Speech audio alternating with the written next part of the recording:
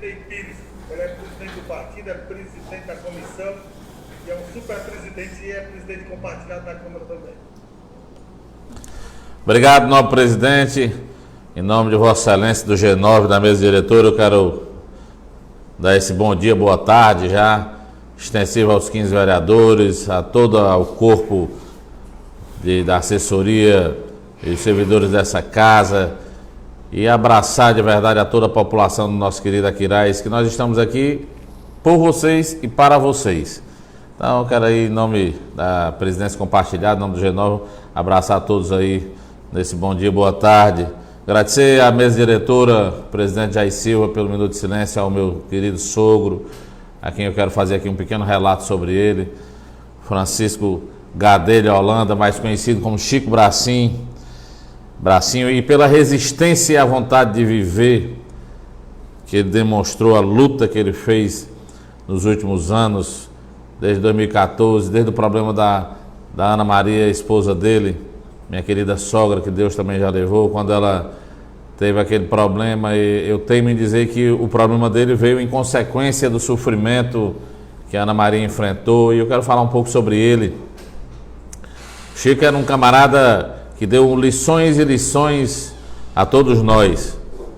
Ele, aos 14 anos de idade, trabalhando na oficina onde ele trabalhava, sofreu um acidente lá de trabalho e perdeu uma parte do braço, por isso ficou conhecido por todo mundo aqui no Aquiraz como Chico Bracinho. E tem um relato da família, assim, em relação ao trabalho, ele nunca deixou de trabalhar, muito pelo contrário, sempre se reinventou. Era um homem absolutamente aguerrido. Eu nunca esqueço num dia que eu estava ali assistindo na oficinazinha que ele tinha ali em frente à casa dele, na Torre de Melo, num dia que ele sozinho trocou o motor de 3 Fuscas que ele tinha do uso pessoal dele. Sozinho, sem ajuda de nenhum ajudante, portanto, nenhum outro mecânico, nem nada. Ele tirou o motor de um Fusca e colocou no segundo, do segundo ele colocou no terceiro, do terceiro colocou no primeiro, sozinho, com apenas um braço. E tem um relato das filhas dele, que as filhas quando nasceram, Tatiana, depois a Franciana, depois a Ana Emília, minha mulher, e ainda tem um filho, essas de sangue, mas ainda tem um filho do coração, o grande Davi, que eu vou falar um pouco sobre ele também. E ele, mesmo com essa limitação da física, ele todos os dias levantava mais cedo, trocava as meninas, banhava, dava o café, fazia o café, o mingau, etc. Coisa que eu com 2 braços não consigo fazer. E ele fazia, foi um pai muito presente, um pai muito dedicado, um homem de bem, um homem trabalhador, que trabalhou até o dia de se acamar. Ele, nessa parceria, ele como mecânico, Ana Maria merendeira, eles formaram aí as 3 filhas, que eu já citei aqui o nome, a Tatiana, a Franciana e a Ana Emília, e depois ainda trouxeram para si o Davi, que é um menino espetacular, já adulto, já trabalha, e acompanharam esse menino em toda a sua formação, e o menino em retorno a isso, foi tão importante quanto as filhas, em alguns momentos até mais, porque ele tinha a força de homem para chegar junto em alguns momentos. E eu quero fazer aqui um registro a essas 3 filhas e ao Davi, que eu acompanhei de perto todos esses anos a dedicação extrema das 3 filhas e o Davi, assim como os familiares. As 2 pessoas, o problema que a Ana Maria teve, ficou acamada há muitos anos, e esse problema agora do Chico, que também ficou acamado aí esses últimos anos, mas ambos tiveram um apoio da família incondicional. Elas deram lição a todos nós de como se deve tratar. Quer dizer, elas devolveram aos 2 e agora recentemente ao Chico, ao pai, o que eles deram a elas e ao Davi para a sua vida. Basta dizer que quando você tem um paciente acamado, quem tem sabe que ao longo do tempo você começa aquelas feridas que são chamadas de escária. Eles faleceram sem nunca ter tido em casa, no hospital tiveram, mas em casa nenhuma escária dessa. Então, voltando um pouco para o Chico, eu queria fazer esse registro do homem que ele foi, do pai que ele foi. E nessa parceria com uma merendeira que era Ana Maria, casaram os 2, formaram as 3 filhas e também o Davizinho que eles trouxeram para casa. Então eu queria fazer esse meu registro. E nesse primeiro momento de citar o Chico, eu quero tirar aqui o chapéu para ele, da lição que ele deu a todos nós, de não ter se dobrado, nem ter se escondido através de um problema físico, de ter ido atrás, ter lutado, e trabalhou até enquanto estava em pé.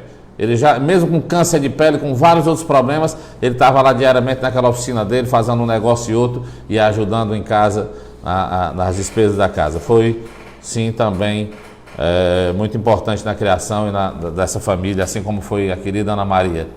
E eu queria deixar esse registro de parabéns também aos filhos por terem tratado os dois da forma que trataram, com muita dignidade.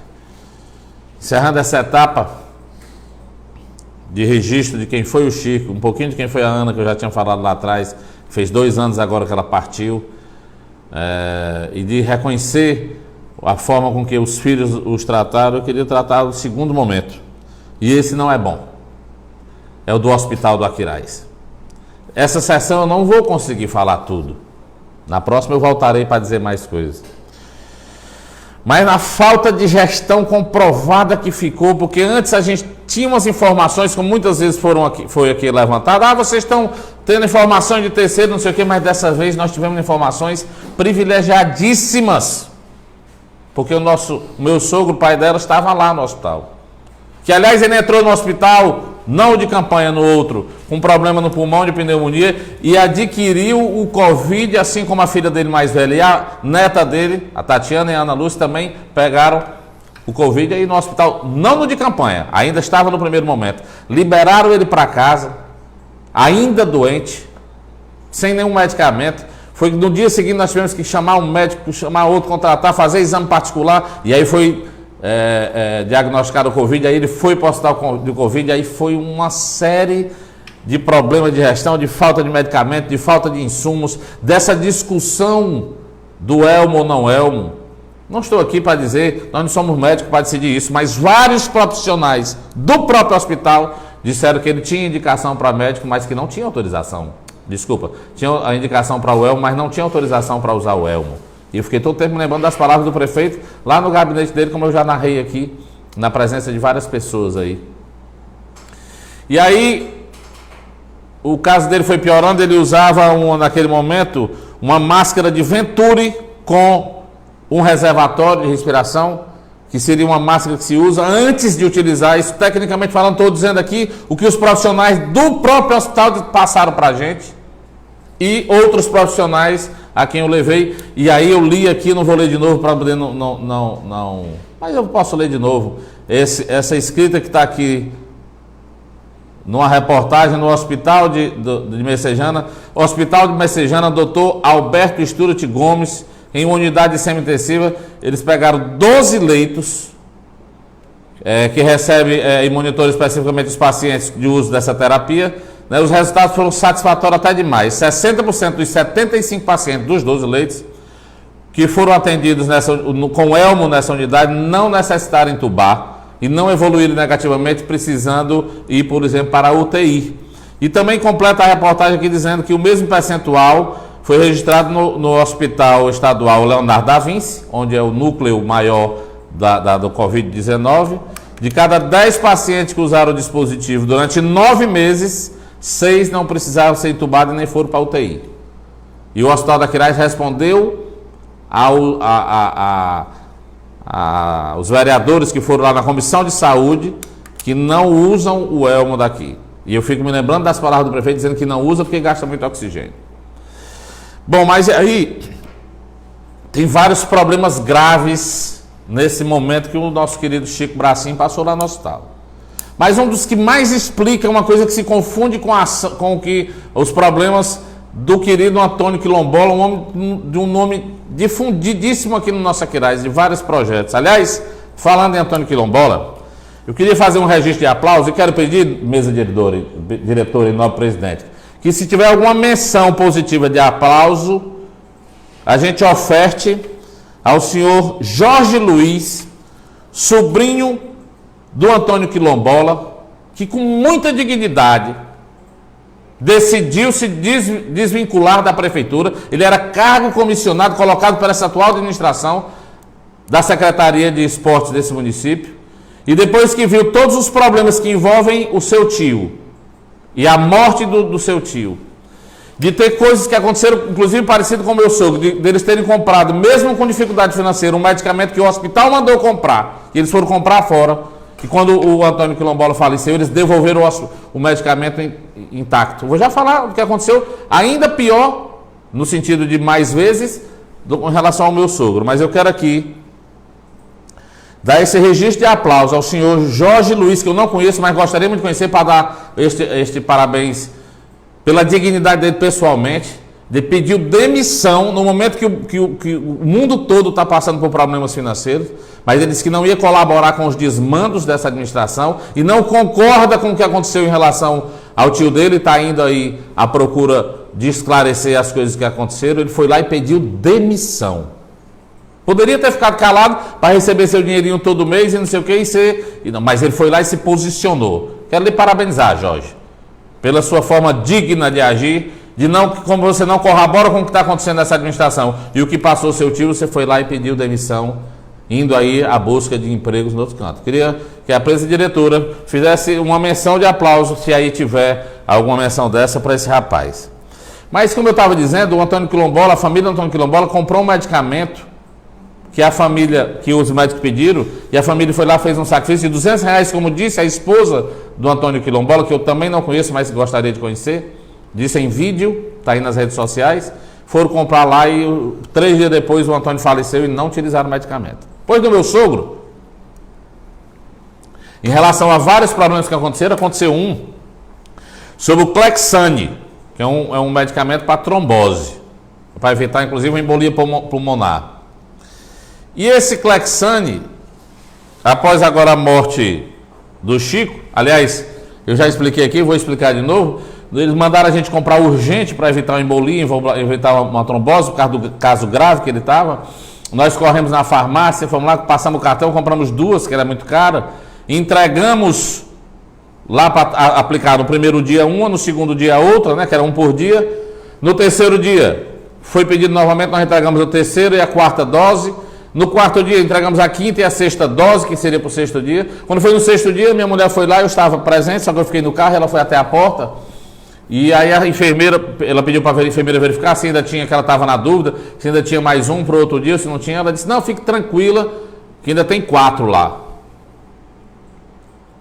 Dias e dias foram se passando e a gente foi nessa discussão, voltaram a dar o Clexane, teve dia que dava, aí disseram assim, não, nós não estamos dando o Clexane porque nós estamos dando um outro medicamento. Aí nós pegamos o prontuário, e no prontuário consta que eles disseram que tinham substituído o Clexane por outro medicamento, que era um medicamento que ele já tomava inclusive em casa, que já vinha tomando todos os dias.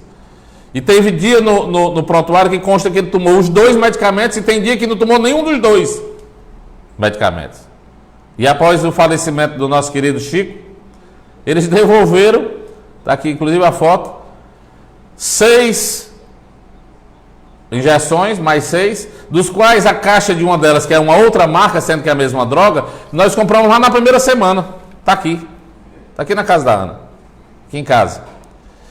Mas eu, antes de falar mais alguma coisa, eu quero ler aqui um desabafo que a Ana, filha dele, minha esposa, escreveu. Sobre a falta de humanidade. Disse ela aqui. Quando se deixa uma filha, no caso dela, e familiares, no caso dos outros pacientes lá, esperando por 3, 4 horas por uma notícia. Na maioria dos dias, nenhuma ligação, que é um acordo que se tem, que não vai para a porta, mas não se preocupe que todos os dias nós vamos ligar para dizer como é que está a evolução do paciente. Mas ela diz aqui, quando na maioria dos dias, nenhuma ligação. Meu pai morreu às 4h12 da madrugada e só nos ligaram às 6 horas da manhã. E ela esquece de dizer que ele foi entubado às 10h30 da manhã do dia que ele foi entubado, uma semana antes de falecer, 10 dias, mas só ligaram para a gente às 5 horas da tarde, para dizer que ele tinha sido entubado às 10 da manhã. Na noite anterior, passei horas lá, a noite anterior à morte dele, e nenhuma notícia. A todo momento uma desculpa e ninguém saía com notícias. Um descaso à dor alheia. Vi as meninas do serviço social, a quem eu quero fazer já um reparo sobre isso aqui, um registro, aliás. Vi as meninas do serviço social tentando notícias sem êxito. Alguns profissionais penalizados com a nossa situação, não só dela, Ana, filha do Chico, mas os outros pacientes, os outros familiares que estavam ali fora atrás dos outros pacientes. Alguns profissionais penalizados com a nossa situação até tentaram nos dar notícia, mas eram chamados a atenção, no caso específico da gente, talvez pela ligação comigo. Falei diversas vezes sobre isso com a direção do hospital. Inclusive, depois do falecimento do meu pai, falei que tudo já era tão difícil e só queríamos uma notícia, se ele estava vivo ou como estaria. Em meio a tanto sofrimento, não posso deixar de falar naqueles profissionais que tentaram de tudo. Foram humanos, nos acolheram, médicos, enfermeiros, técnicos, auxiliares de serviços, porteiros, enfim, fizeram o que puderam dentro da limitação de trabalhar sem condições, sem material, na pressão. Isso não é fácil. Minha gratidão a esses que sensibilizaram com toda a dor. Há anos, meu pai vem sendo atendido em nosso hospital, aqui de Aquiraz. E posso dizer com propriedade que as coisas pioraram muito. Mesmo assim, existem sim muitos lutadores ali, que travam batalhas diárias, tentando ajudar a quem precisa. E a esses profissionais, minha gratidão e respeito. Disse-me a Ana Emília, filha do Chico, meu sogro, minha mulher. Eu assisti muita coisa ali. Eu vi o choro, não só dela, mas como de muitos profissionais, de muitos familiares ali, e o desabafo de muitos profissionais também.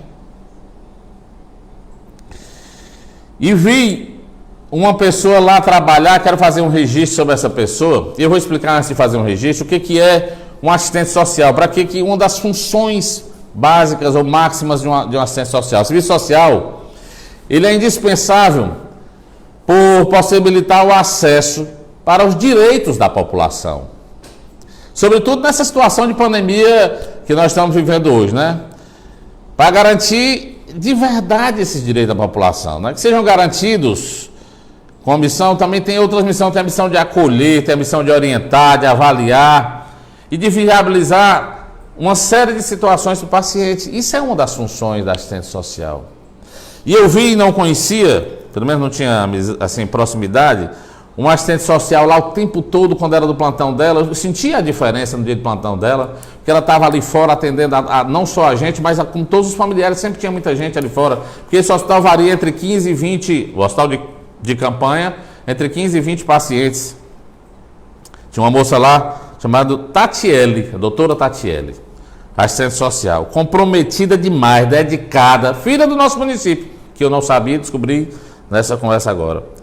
Assisti ela o tempo todo com empenho ali, tentando confortar esses familiares, que eu compreendo que a turma da saúde está passando, porque é um momento muito grave. Agora imagina os familiares que estão com o paciente lá dentro, entubados, sofrendo, morrendo, e as pessoas como nós, angustiados lá fora, atrás de uma notícia, de um afago, de uma informação. E não tinha. E essa moça, a gente viu e eu notei e até me aproximei um pouco dela, foi aí que eu a conheci melhor. Ela, nessa dedicação o tempo todo, uma profissional, mas uma profissional de mão cheia demais, demais mesmo. Pois essa profissional foi demitida de ontem para hoje. Talvez tenha sido demitida porque ela estava ali o tempo todo preocupando-se com a família, com os pacientes, com todo mundo. Talvez por ter se aproximado em algum momento ali para dar uma notícia a gente, a Ana, a minha, a Franciana, a Tatiana, enfim, ao Davi. Talvez por ser dedicada. Precisamos entender por que ela foi demitida. Filha de Aquiraz. Será que já tem alguém para ser colocado no lugar? Mas uma profissional reconhecida que está aí há anos. Ser demitido num momento desse. Fala-se aqui sobre a ausência de médico, a falta de médico, mas nós mandamos vários médicos aqui, nenhum deles foi nem sequer contactado. Pelo menos os que eu mandei, 2, um deles é meu médico pessoal, meu otorrino, até hoje não recebeu uma ligação. Mandei o currículo dele. E aí uma profissional desse quilate foi demitida.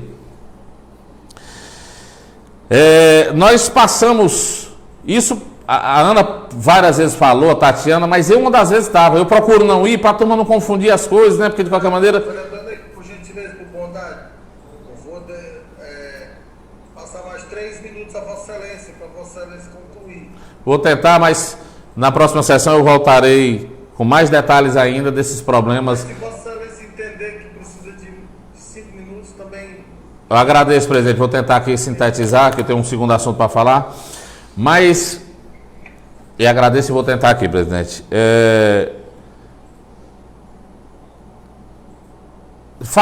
Eu falei pessoalmente, numa das vezes que a Ana foi até o diretor, falei pessoalmente, falando sobre algumas coisas, inclusive sobre a usina de oxigênio, que eu vou citar aqui, falando disso, que nós precisava ter uma pessoa que desse ali à família um momento de mais paz, um momento de afago. Detalhe, dessas vezes e vezes e vezes que a Ana passou, inclusive 2 horas, 3 horas, 4 horas esperando, ao lado de outros familiares lá, que estavam atrás dos seus pacientes, no sol. No sol. E de noite, ao relento. E faltam essas pessoas. Essa Tatiele, que eu tive o prazer de conhecer, tinha esse cuidado. Como tinha outros profissionais também tiveram. Mas ela era carinhosa demais com as pessoas. Foi demitida. Foi demitida. Sobre a usina de oxigênio, que eu quero novamente outra vez parabenizar o prefeito, que eu não conheço, mas gostaria de conhecer, de São Gonçalo do Amarante, que já há meses adquiriu uma usina de oxigênio e está solucionando o problema dos seus pacientes e está fornecendo oxigênio puro e bom para outros municípios ao redor. Aqui nós já imploramos, já fizemos projeto de indicação meu, aí, com a coautoria do G9 e até agora não se teve uma resposta da prefeitura. Aí eu não me aprofundei mais ainda, nós descobrimos o programa Respira Ceará, que é um programa de âmbito nacional, mas aqui no Ceará é conhecido como Respira Ceará, que dos 42 municípios que se inscreveram para receber de graça uma usina de oxigênio, infelizmente o Aquiraz não estava no meio. Mas eu fui lá e falei com o secretário Nelson Martins, que imediatamente me colocou com a Denise e com um rapaz chamado da César, me faltou o nome dele aqui, da Secretaria de Saúde, me forneceu, só me pediu que não colocasse nas redes sociais, mas está aqui da minha posse, um e-mail da Secretaria de Saúde do Estado, apenas para o município de Aquiraz se inscrever no projeto para a gente ganhar de graça uma usina de oxigênio. Que eu vou mais além. Esse é um programa que o BNDES tem, que as empresas, que cada real que uma empresa dessa doar para comprar uma usina de oxigênio, para ser doada aos municípios e ou aos hospitais, o BNDES dá outro real. Então, se uma empresa der, por exemplo, 100 mil reais, o BNDES dá mais 100 mil reais. E o município recebe de graça. E eu corri na frente e tive o cuidado de fazer logo esse momento anterior para o município só se inscrever. Mandei eu estou agora rogando aí ao líder Maurício, aos demais vereadores que fazem parte da base do prefeito, para tentar isso aí. Eu estou com um e-mail aqui só para se inscrever o município, porque eu já tenho inclusive 2 empresas querendo fazer a doação financeira, já se posicionaram que querem, mas eu interrompi isso e também não fui atrás demais, porque o município sequer se inscreveu no programa. Quer dizer, não quer comprar a usina e não faz nada para receber a usina de graça. E fica reclamando que passou de 20 para 40 mil, para 80 mil o consumo de oxigênio aí no hospital, e que nem usa o elmo, que segundo ele gasta mais oxigênio. E eu assisti e filmei carros que não eram oficiais das empresas trazendo oxigênio, não sei de onde, aí para o município. Está filmado aqui no meu celular, eu filmei, eu. E o município não querer nem receber uma usina que quando passasse a Covid ia passar aí o resto da vida tratando do nosso povo, porque não ia desmontar após Covid não, ia continuar aí, dando essa economia e salvando vidas. O município de Aquiraz até hoje, isso já faz mais de uma semana mais ou menos, sequer contactou comigo, e ontem eu liguei para a Secretaria de Saúde, ela disse que ninguém contactou, pelo menos a pessoa disse que não, que foi esse mesmo rapaz que me faltou o nome dele aqui agora, que não recebeu ninguém, não recebeu nenhuma... Rodrigo. Estou pedindo aqui, eu me ajoelho, se for o caso, implorando, prefeitura, apenas se inscrevam para a gente ter a possibilidade de tentar conseguir uma usina dessa, porque de repente, talvez eles já consigam para outros municípios e a gente perca aqui a chance de conseguir uma usina dessa. É um momento especial, ímpar, para salvar o nosso povo, para cuidar e salvar de verdade, não é mídia não, é ação. Até hoje não contactaram comigo, sequer responderam o requerimento, mas um negócio desse, uma situação dessa, para o município ganhar uma usina de oxigênio para salvar a vida do nosso povo e fazer o município economizar. Vou encerrar, presidente, sem antes, vou falar suficientemente sobre isso na próxima sessão novamente e contar o resto dos desmandos em relação ao que o meu sogro sofreu e que nós vamos levar adiante. Mas aqui me ligou o senhor Wagner, dizendo que a escola da Diviné, pedindo para passar para o líder Maurício, do líder do governo. Da escola da Diviné, Maria Margarida Ramos, até hoje só recebeu, pedindo para perguntar uma vez os kits, a alimentação, e nunca mais recebeu e não sabe de dia, não sabe de nada, pedindo para perguntar. O pessoal da prainha Barra Japão reclamando da mais de mês, 2 meses, que as pautas e entulhos estão lá no mesmo canto e não foi retirado. Também do Japão, o pessoal dizendo que se contactou ontem, ou foi hoje, agora não sei, com o CRAS a respeito das cestas básicas, a qual eu vi uma pessoa da praia colocando, eles entregando algumas cestas básicas, eu não sei quantas foram, ou 2, ou 3, ou 5, eu não sei quantas foram, e ele dizendo assim, foi na mesma semana que o governador libera para as barracas funcionarem, porque a cesta tinha que ir quando as barracas estavam fechadas, e o povo está sem comer, sem poder trabalhar e arrecadar e está sem comer. Aí na semana que libera, vão entregar algumas poucas lá, o pessoal da prainha. Mas ele dizendo aqui especificamente, o Edson, que foi no CRAS, e o CRAS está dizendo que não comprou ainda as cestas básicas. Estamos terminando o 4º mês. Dia 29 de abril. Quero falar na próxima sessão sobre 2 coisas.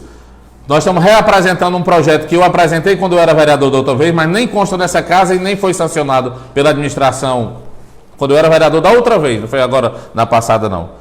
Dos animais, a questão de tratamento dos animais, das obrigações da prefeitura e também numa parceria que poderá ser feita com a população. Nós vamos reapresentar esse projeto na próxima sessão, assim como vou cobrar também o que foi feito com a verba mandada pelo deputado Célio Studart, de R$150 mil, no meio da pandemia passada, e não houve tempo por conta que o Edson estava a pandemia e começou a campanha, não poderia ser comprada, mas o dinheiro está aí, R$150 mil para comprar um castramóvel que ajudaria muito nessa questão dos animais que nós estamos passando por um problema aí. E recebi, vou falar suficientemente sobre isso também, mas nós vamos nesse projeto está desenvolvendo muita coisa. A questão de animais que estão matando e tentando matar, um que mataram até queimado aí no Tapuio. Vou falar sobre esse projeto que nós estamos apresentando, sobre o castramóvel. E por fim, gostaria de pedir aí ao sindicato, aos servidores, se essa questão do 13º, dividido em 4 etapas, que até agora as pessoas só me reclamaram dizendo que isso é uma reserva que fica para comprar as coisas, para comprar, por exemplo, a matrícula dos meninos e tal, que isso pedaçando, como todo mundo está com muito problema, acaba que o dinheiro se dilui. Se os funcionários realmente concordam ou não concordam com o 13º ser feito assim, para a gente que possa tentar discutir esse assunto. Vê aí a questão das podas, dos entulhos da prainha, das cestas básicas da população. Cadê o projeto para vir para cá da questão do auxílio emergencial? Mais trabalho e menos mídia, mais ação e menos mídia. A coisa está muito ruim, a saúde está péssima. Péssima. Perdão, presidente, quer dizer a população que eu estou aqui à inteira disposição e na próxima sessão falarei suficientemente sobre isso, mas nesses dias continuarei trabalhando muito forte para solucionar os problemas que nós aqui podemos solucionar, porque há muitos deles só quem soluciona é quem tem a caneta na mão lá na prefeitura, e para trazer essa usina de oxigênio para salvar o nosso povo, para que as pessoas possam usar o elmo e não acontecer que de repente, eu não estou aqui querendo prescrever no lugar do médico não, mas a narrativa dos servidores do hospital, a narrativa desses resultados científicos aqui, e a situação como eu sou lutado, usando uma máscara de Venturi, que ela é menor, que poderia ter evoluído para usar o elmo, e de repente poderia até não ter preciso ser entubado e ter falecido. Ele tinha outros problemas, mas o porquê de não usar, nem os funcionários souberam dizer para a gente, e nem ninguém sabe o que aconteceu. Poderia ter sido diferente. Não foi testado. Para que se tem um equipamento que não se usa? Obrigado, presidente. Desculpa. Agradeço a todos. Eu estou aqui à inteira disposição.